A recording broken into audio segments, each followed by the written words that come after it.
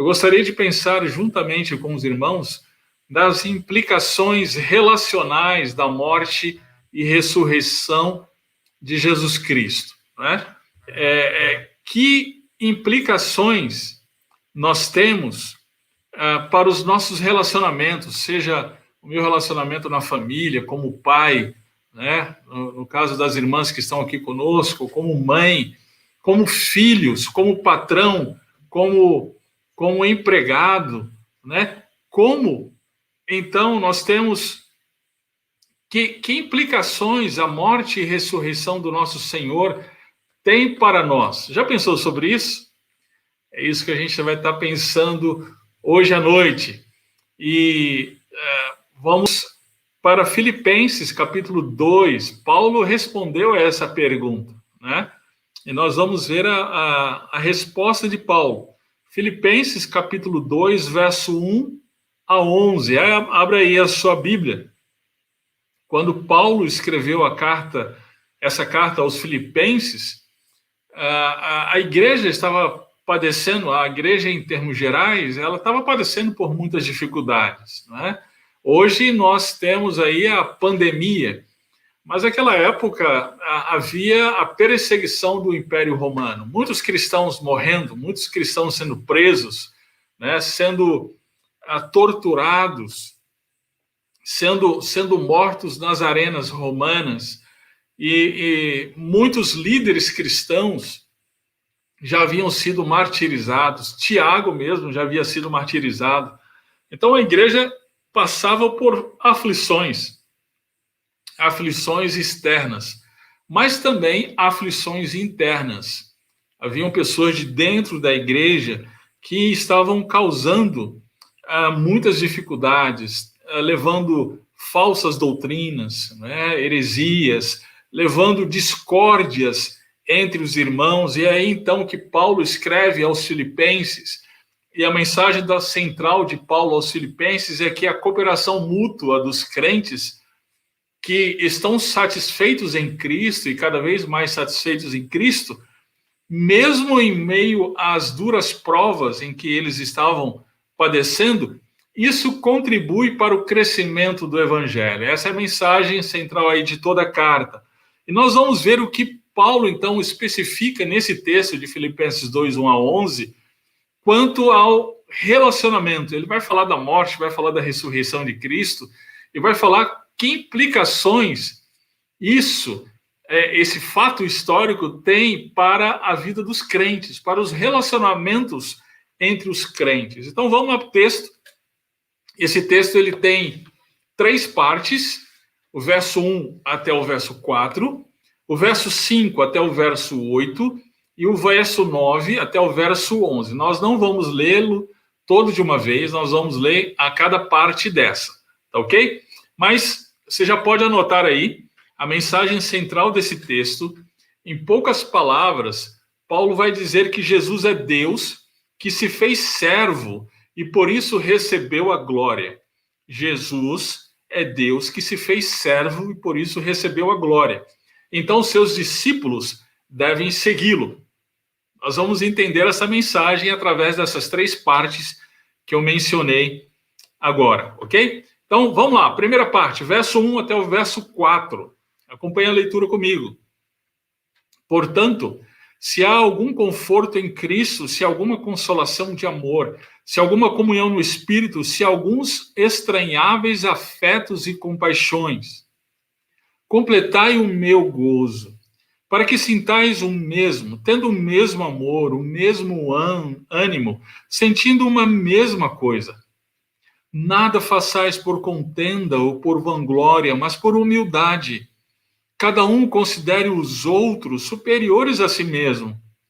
Não atente cada um para o que é propriamente seu, mas cada qual também para o que é dos outros. Amém. Nesses 4 versículos, Paulo vai dizer então aos Filipenses que uma vez que nós já experimentamos os privilégios da vida cristã, então devemos expressar isso com as mesmas atitudes de Cristo. Perceba no verso 1 que Paulo ele começa com uma conjunção conclusiva. Portanto, essas conjunções nas cartas, elas são muito importantes da gente observar. Isso significa que Paulo está remetendo ao contexto imediatamente anterior. E qual é o contexto anterior? É o capítulo 1, verso 27 a 30, onde Paulo exorta os filipenses a proceder de tal forma diante do sofrimento pelo evangelho que Cristo fosse exaltado. Lembre-se, eles estavam debaixo de perseguição, eles estavam em muito sofrimento, em muita aflição, não é isso? Então, diante disso, eles deveriam proceder de tal maneira que Cristo fosse exaltado por meio do sofrimento deles. Então, esse, portanto, remete a isso.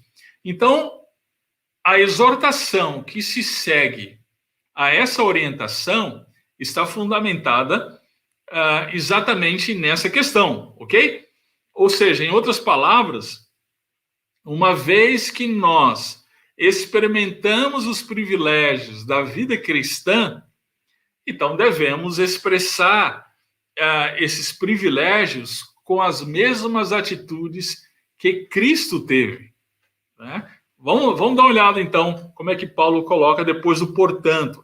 Perceba aí no verso 1 que existe uma partícula se, ok? Talvez aí na sua tradução, e repete essa partícula por 4 vezes.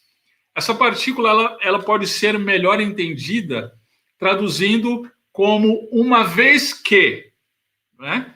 Então, uma vez que, olha lá, há algum conforto em Cristo, uma vez que há consolação de amor, uma vez que há comunhão no Espírito, estranháveis afetos e compaixão, do que Paulo está falando aqui? Paulo está falando da experiência cristã, exortação ou ensino, consolo de amor, comunhão do Espírito, sentimento profundo ou compaixão. Ou seja, isso faz parte da vida cristã, da vida da igreja, né?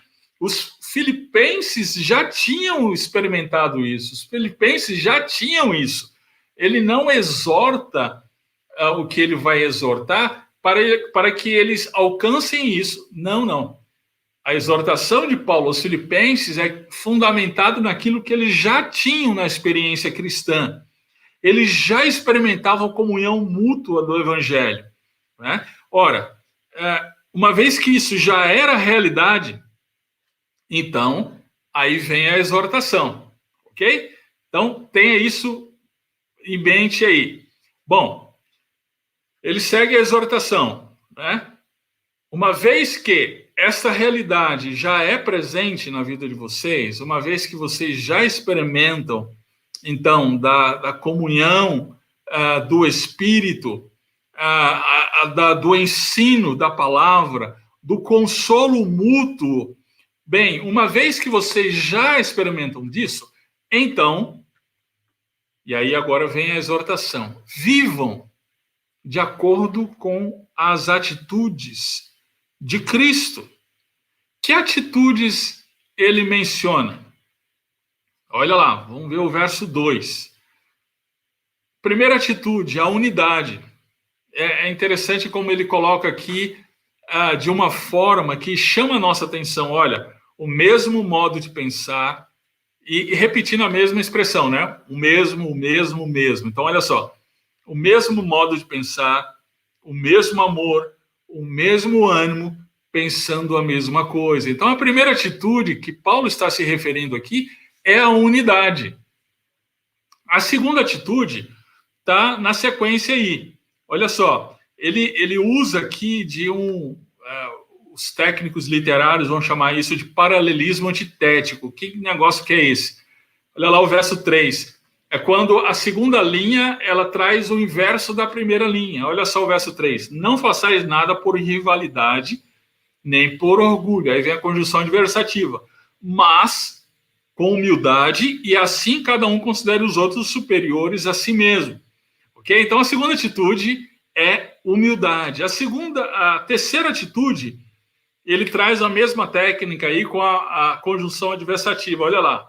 Cada um não se preocupe somente com o que é seu, mas também com o que é dos outros. O que é isso? É o serviço, como diz o pastor Davi Merck, é o serviço outrocêntrico.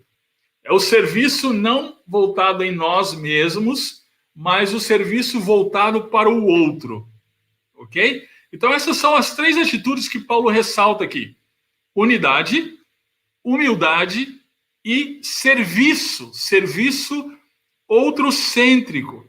O que é bem interessante aqui, essas atitudes, quando a gente pensa no contexto, novamente, no contexto da carta de Filipenses. Eles estavam em sofrimento, eles estavam passando por muitas dificuldades. O que acontece quando as coisas vão mal? Pensa aí na sua casa, quando a coisa não está indo muito bem. O que acontece? Ira, acusações, discórdias, brigas, é ou não é? Sim. Quando as finanças, por exemplo, né, por conta da pandemia, por conta do lockdown, eu tive que fechar o meu negócio. O que acontece lá em casa? Quando não tem um dinheiro suficiente para fechar as contas no final do mês, né? E aí o casal, eventualmente, ele começa a se desentender, as coisas em casa começam a não ir muito bem, né?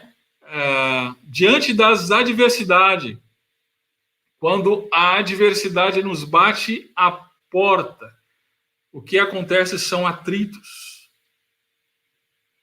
São atritos. Paulo até menciona no capítulo 1, verso 15 e 17, que haviam pessoas de dentro da igreja, ainda que a igreja estivesse padecendo por aflições externas, essas pessoas ainda de dentro da igreja ainda somavam essas aflições externas às aflições internas, né?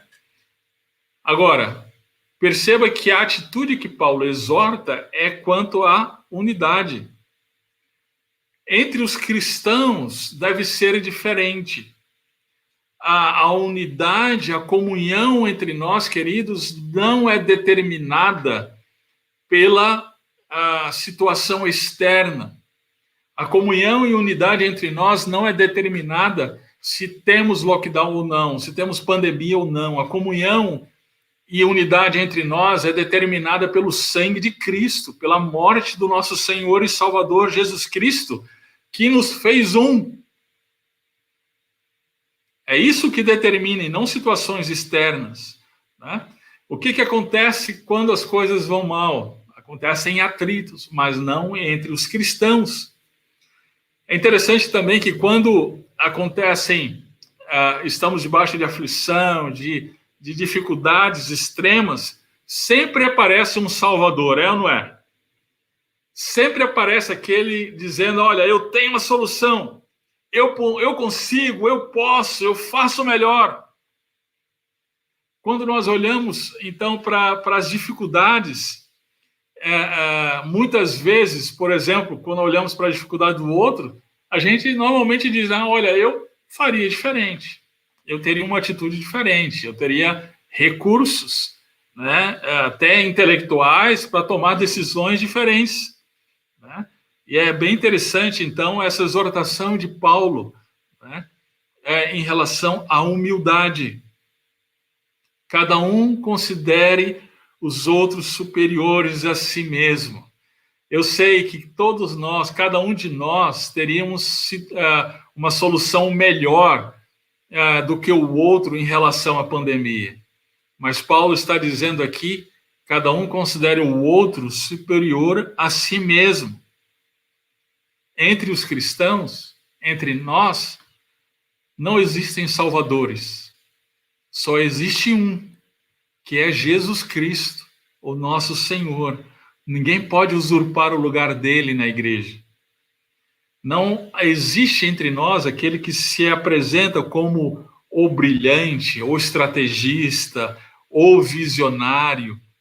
Todos nós somos servos daquele que é o nosso campeão.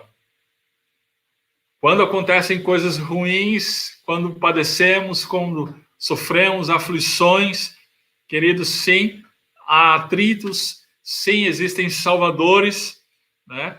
E é interessante que também acontece a intensidade da competição. Nós vivemos uma sociedade hiper individualizada, né? As pessoas são encerradas em si mesmas. Seus relacionamentos, quando existem, são marcados pela superficialidade, pelo utilitarismo, né? E aí, nas dificuldades, então, nós nos fechamos ainda mais. É o lockdown dentro do lockdown social que nós vivemos, né? Por exemplo, quando o governador, então, decreta o lockdown, e aí, para o próximo fim de semana, o que a gente faz? A gente corre para o supermercado, né? E aí, chega lá no supermercado, o que a gente faz? A gente olha para o outro, né? A gente pensa no outro. É isso? É nada. A gente enche o nosso carrinho. Se tiver um segundo carrinho e tiver condições, a gente enche de novo. E não está nem aí se o outro tem ou não tem. Né? Esse é o mundo. Esse é o coração distante de Deus. Nós somos incapazes de perceber o outro, de olhar para a necessidade do outro. A gente tem até um ditado, não é, para isso: farinha pouca, meu pirão primeiro. É ou não é? Ok. Acontece que Paulo, então, está nos lembrando que tenhamos a mesma atitude de Cristo. Unidade, lembra? Unidade, humildade e serviço outrocêntrico. Né? É o que Paulo está mostrando para a gente. Olha, se nós somos cristãos, e uma vez que nós somos, já experimentamos das bênçãos que temos na comunidade cristã, então mostramos a mesma atitude que teve Jesus Cristo. Uma vez que vocês já experimentaram dos privilégios da vida cristã, então expressem isso com as mesmas atitudes de Cristo. Que atitudes essas? Unidade, humildade e serviço. E aí você deve estar se perguntando, e aí eu me junto com essa pergunta: como isso é possível? Como é possível experimentar a verdadeira unidade? Como é possível experimentar a verdadeira humildade sem hipocrisia?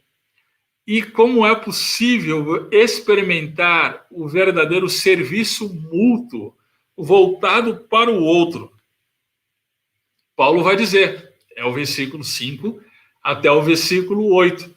Paulo, então, vai se dirigir a Jesus. E ele vai dizer que isso é possível porque Jesus é Deus que se fez servo.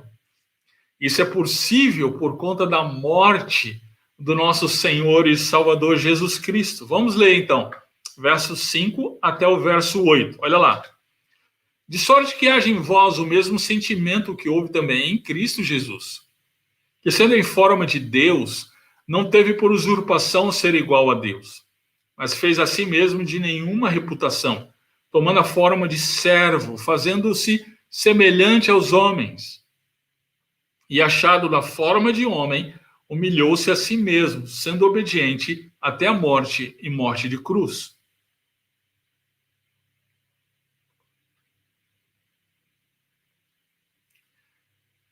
Nessa parte do texto, Paulo ele nos oferece uma das respostas mais sublimes das Escrituras em relação a Jesus. A pergunta é: quem é Jesus? E Paulo então responde de uma maneira incrível. Ele só poderia ter sido inspirado mesmo pelo Espírito, o Espírito Santo. Ele diz: Jesus é o Deus que se fez servo. Perceba que Paulo ele usa a expressão aqui que Jesus existindo em forma de Deus. Essa afirmação de Paulo significa que Jesus tem a mesma natureza, a mesma essência de Deus, ou seja, ele é Deus. Existiram heresias no segundo e terceiro século, dizendo que Jesus era um Deus menor, um D minúsculo. Ainda hoje, os testemunhos de Jeová seguem essas heresias, né? Paulo aqui, ele discorda disso. Ele diz, olha, Jesus é Deus, assim como o Pai é Deus. Jesus tem a mesma natureza de Deus. Paulo aos Colossenses, ele vai dizer com todas as letras, dá uma olhada, capítulo 1, verso 15 ao verso 17. Colossenses capítulo 1, verso 15 a 17. Olha só. Ele é a imagem do Deus invisível, o primogênito, ou seja, aquele que tem a primazia, a proeminência sobre toda a criação. Não quer dizer que ele foi criado primeiro, quer dizer que ele governa toda a criação. Porque nele foram criadas todas as coisas nos céus e na terra, as visíveis e as invisíveis, sejam tronos, sejam dominações, sejam principados, sejam poderes, tudo foi criado por ele e para ele. Ele existe antes de todas as coisas e nele tudo subsiste. Note que Paulo afirma que Jesus, sendo Deus, ele criou todas as coisas e tudo só continua a existir por causa dele. Ou seja, até mesmo o imperador romano, o maluco Nero, até mesmo ele, a existência dele só se deu por conta de Cristo, aquele que ele estava perseguindo. E ele só continuava a existir, ele só continuava a respirar a cada minuto por conta de Jesus Cristo, o verdadeiro Deus.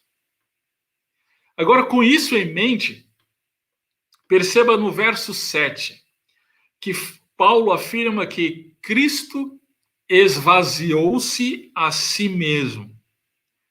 E aí vem a pergunta, do que Cristo se esvaziou? Bem, na história moderna, no século XIX, teólogos liberais alemães e ingleses, eles passaram a defender a teoria da kenosis, que é a palavra grega envolvida nessa palavra aqui de esvaziar-se, o esvaziar-se de Jesus. Segundo essa teoria, Jesus ele teria aberto de seus atributos divinos enquanto estava na terra com os homens. Infelizmente, essa heresia, ela se popularizou e chegou até os nossos dias e muita gente pensa assim, ok? Mas perceba que Paulo não está falando isso. Ele vai dizer no verso 7 o que significa o esvaziar-se de Cristo. Ele assumiu a forma de servo e fazendo-se semelhante aos homens. Não significa que Jesus ele deixou de ser Deus. Significa que ele assumiu a forma de homem. Ou seja, além de ser Deus, ele passou a ser homem também. 100% Deus, 100% homem. E aqui está a humilhação. Normalmente a gente pensa na humilhação somente na cruz. Esse é apenas o ápice da humilhação de Jesus como Deus. A humilhação de Jesus começou na sua encarnação. Imagina Deus que criou todas as coisas, isso a gente não consegue conceber, não cabe na nossa limitada cabeça, né? O Deus que criou o Sol, o universo, as galáxias e as estrelas, agora ele estava cabendo no ventre de uma mulher. Agora ele estava sendo acalentado por sua mãe e seu pai. Agora ele estava tendo que aprender a andar, tendo que aprender a falar. Isso é a humilhação. Ele deixou, então, de ser reconhecido assim, ele deixou de ser reconhecido como Deus, né? A humilhação de Cristo não foi deixar de ser Deus, mas além de ser Deus, agora ele passar a ser homem, e aí então ele deixar de ser reconhecido com a sua glória como Deus. Agora perceba, então, que Paulo, ele usa, então, este conceito, este fato histórico, para fundamentar a exortação que ele fez imediatamente anterior. Ele usa aqui de um paralelismo bem interessante. Cada exortação que ele deu, aquelas 3 exortações, unidade, humildade e serviço, essas 3 exortações, ele mostra que Jesus exerceu na sua encarnação e na sua morte. Olha só, verso 2, fala de unidade. Completai a minha alegria para que tenhais o mesmo modo de pensar, o mesmo amor, o mesmo ânimo, pensando a mesma coisa. E Jesus, olha o verso 6, existindo em forma de Deus, não considerou o fato de ser igual a Deus algo a que devesse se apegar, ou seja, em outra tradução, não teve por usurpação ser igual a Deus. Não houve uma briga na Trindade, né, para saber quem teria a primazia. O que Cristo fez foi completamente, totalmente em unidade, em comunhão com o Pai e com o Espírito Santo. Verso 3, ele fala de humildade. Não façais nada por rivalidade, nem por orgulho, mas com humildade, assim cada um considera os outros superiores a si mesmo. E então ele traz o exemplo de Cristo. Olha o verso 7. Mas, pelo contrário, esvaziou-se a si mesmo, assumindo a forma de servo e fazendo-se semelhante aos homens. Não existe humildade maior do que esta. E o serviço, verso 4. Cada um não se preocupe somente com o que é seu, mas também com o que é dos outros. Olha o verso 8. Assim, na forma de homem, Jesus humilhou-se a si mesmo, sendo obediente até a morte e morte de cruz. A morte de Cristo foi o supremo serviço do próprio Deus a nós, nos trazendo a redenção dos nossos pecados. A morte de Cristo é Deus nos servindo, se fazendo servo, para que pudéssemos ter a libertação dos nossos pecados. Queridos, diante disso, então, uma vez que Jesus ele teve essas atitudes, nós somos transformados por meio da fé nele e na obra dele na cruz. Essa transformação é de acordo, então, com a própria imagem dele. Nós temos o coração transformado, mas essa transformação não é para o nada. Essa transformação é de acordo com a imagem de Cristo. Nós somos transformados para sermos iguais a Ele.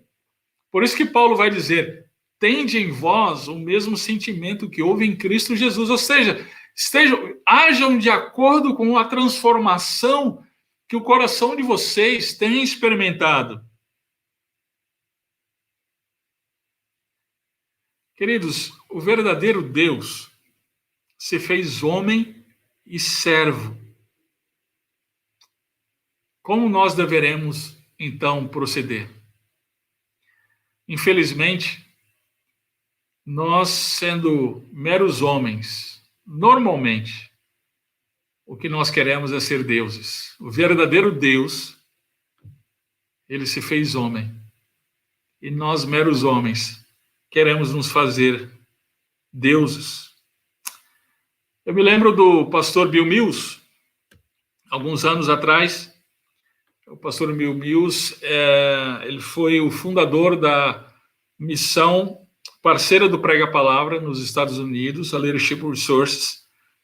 E eu lembro que ele veio no Brasil ser preletor de um dos nossos congressos do Prega Palavra. E ele, eu lembro que em uma das suas pregações, ele fez uma pergunta. Você quer saber se você de fato é um servo? Porque essa é uma palavra muito corriqueira do nosso dia a dia, né? Nós dizemos o tempo inteiro: somos servos, somos servos, somos servos. Mas será que somos servos mesmo? Assim como foi o nosso Senhor Jesus Cristo? E tem um jeito de sabermos.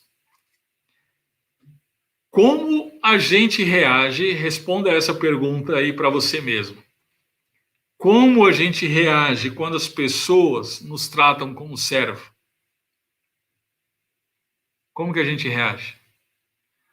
Como a gente reage quando o nosso patrão nos trata como servos? Ou como a nossa esposa, nosso marido nos tratam como servos? Amigos, colegas de trabalho, como a gente reage quando eles nos tratam como servos? É mal, é ou não é? A gente reage mal. Por quê? Porque a gente não se sente, na verdade, a gente não se sente servo. Nós nos sentimos e queremos ser, ainda que isso seja velado, mas nós queremos ser senhores da nossa própria vida. É ou não é? Queridos, em função disso, então, a gente precisa pensar quantas mulheres abandonam seus próprios filhos em nome de uma carreira profissional. Quantas mulheres abandonam até o seu próprio casamento, seu marido, com o discurso: eu mereço ser feliz. Quantos homens fazem isso? Quantos homens agem com rispidez com sua esposa? Porque ao chegar em casa, esperam ser servidos e não são servidos como eles esperam ser. Nós temos atritos habituais uns com os outros. Por quê? Será que não é porque nós nos colocamos como senhores e não como servos? E aí, então, a exortação de Paulo, ela continua a ser gritante para nós. Tende em vós o mesmo sentimento que houve em Cristo Jesus. Como é possível ter as mesmas atitudes de Cristo? Somente por conta da morte do nosso Senhor Jesus Cristo, o Deus que se fez servo. Agora perceba a última parte do texto, verso 9 a 11. Aqui Paulo vai dar mais uma razão por que nós podemos ter a mesma atitude de Cristo. Olha só, vamos ler, verso 9 a 11. Por isso, também Deus o exaltou soberanamente. Ele deu um nome que é sobre todo nome. Para que ao nome de Jesus se dobre todo o joelho dos que estão nos céus e na terra e debaixo da terra. E toda língua confesse que Jesus Cristo é o Senhor, para a glória de Deus Pai. Queridos, em poucas palavras, o que esses 3 versículos dizem é que Jesus se humilhou até a morte, por isso ele recebeu a glória. Tem um filme aí dos Vingadores, Guerra Infinita. Você já deve ter assistido, por isso eu posso dar spoiler. É bem interessante o final do filme. O final do filme ele é chocante. No final, o mal parece vencer. O Thanos, ele alcança o seu propósito, o seu objetivo, e ali, sentado numa colina, olhando o pôr do sol, parece que o mal venceu. E aquela cena de embrulhar o estômago, parece que o mal venceu. O sorriso nos lábios do Thanos, vendo o pôr do sol, aquilo é de embrulhar o estômago de qualquer um. Mas, ainda que o filme tenha terminado assim, o que nos vem na cabeça é: o mal não pode vencer. O mal não pode vencer no final. As coisas vão mudar no próximo filme, né? Querido, nós temos a prova final de que o mal não venceu. Jesus Cristo, ele morreu, mas ele não permaneceu morto. Ele ressuscitou. Ele está vivo. Esta é a prova final de que o mal, ele foi derrotado na cruz do Calvário. E aí, então, diante disso, ele foi exaltado. Olha só o que o texto diz no verso 9. O Pai lhe concedeu um nome que é sobre todo nome. Ainda no verso 9, todo joelho nos céus e na terra e debaixo da terra se dobrarão diante dele. E para que, verso 10, toda língua confesse que ele é o Senhor, para a glória de Deus Pai. A ressurreição é a garantia da vitória do nosso Rei. Sim, nós ainda não vemos essa vitória por completo, mas é a garantia da vitória. Essa vitória completa está por vir no retorno do nosso Mestre, no retorno do nosso Rei. A ressurreição aponta para isso, aponta para a esperança, aponta para frente, para um dia em que o Senhor Jesus, este que lutou e venceu, este vai voltar. E aí é interessante porque Paulo aqui ele inverte a ordem da humilhação de Cristo. Olha só o verso 7. Ao Deus homem que se esvaziou, Deus Pai lhe concedeu um nome que é sobre todo nome. Verso 9, na parte A.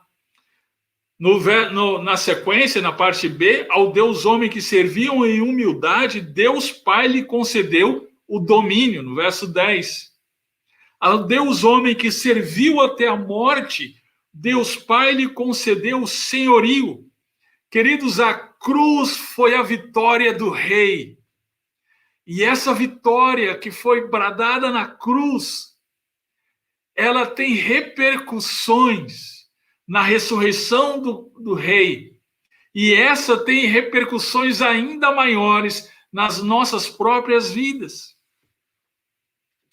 Querido, se tudo o que você pensa a respeito de Jesus é a imagem daquele Jesus sofredor pendurado na cruz, essa ideia está incompleta.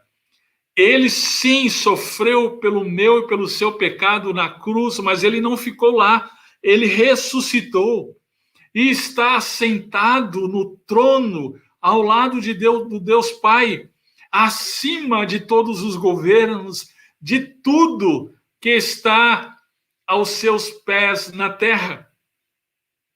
E além disso, chegará o dia em que ele virá, e ele virá para julgar finalmente todo o mal.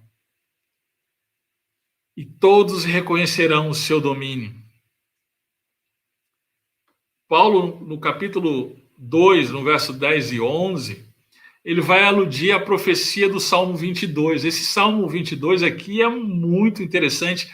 Eu aconselho que você leia esse Salmo aí durante a semana. O Salmo 22, ele mostra o sofrimento de Jesus. Ele vai mostrando, verso após verso, de maneira profética, o que estava por acontecer no sofrimento de Jesus. Mas aí, a partir do verso 19, ele também profetiza o triunfo do Rei. Olha só, capítulo 22, verso 19 em diante, especialmente o verso 29, ele vai dizer assim: todos os poderosos da terra comerão e adorarão, e todos os que descem ao pó se prostrarão perante ele. Ele quem? Jesus Cristo. Os que não podem preservar a vida. A posteridade os servirá, a geração futura ouvirá falar do Senhor. Chegarão e anunciarão a sua justiça, contarão o que ele fez a um povo que ainda surgirá. Todos o servirão, todos se prostrarão diante do Senhor.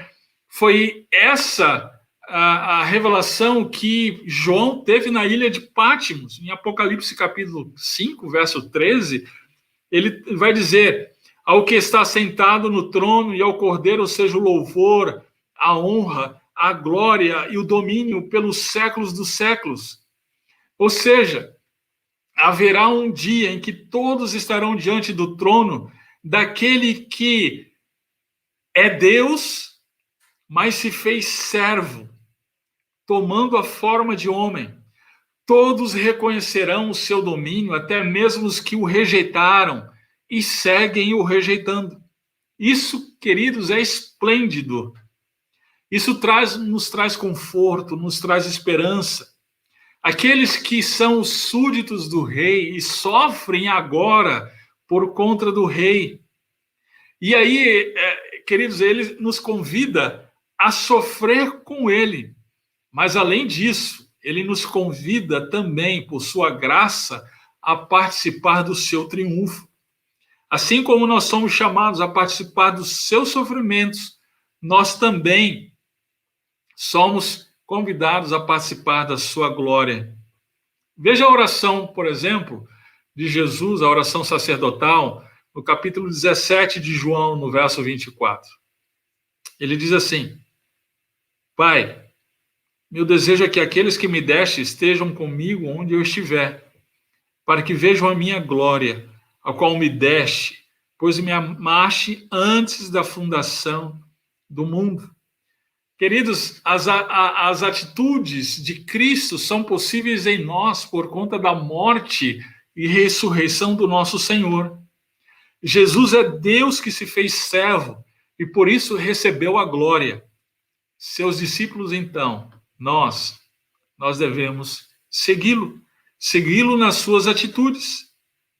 Eu comecei a minha participação hoje perguntando quais são as implicações da morte e ressurreição de Jesus para os nossos relacionamentos, seja como cônjuges, pais, filhos, patrões, empregados. Esse texto responde para a gente.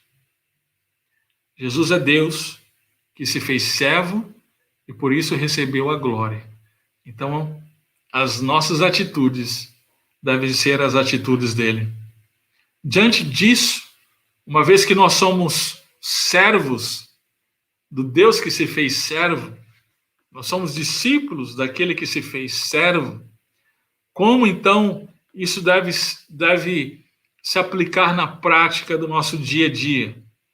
Como nós deveríamos ser em nossa família, trabalho, entre conhecidos, uma vez que nós professamos a fé no Deus que se fez servo? Como, pense você que é marido, pense como você poderia expressar a sua fé por meio das suas atitudes.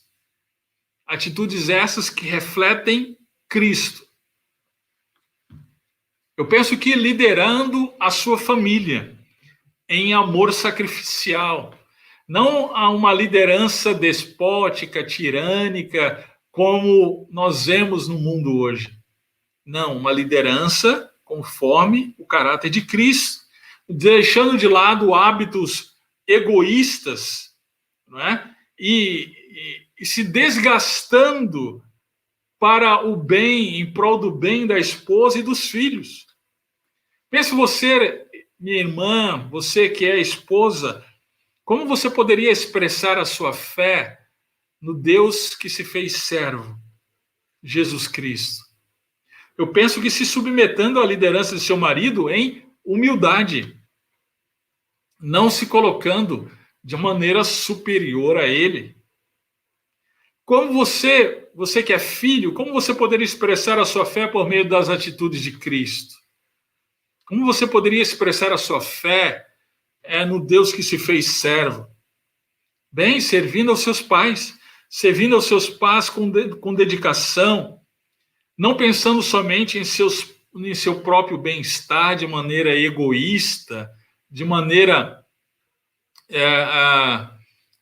antropocêntrica, não é?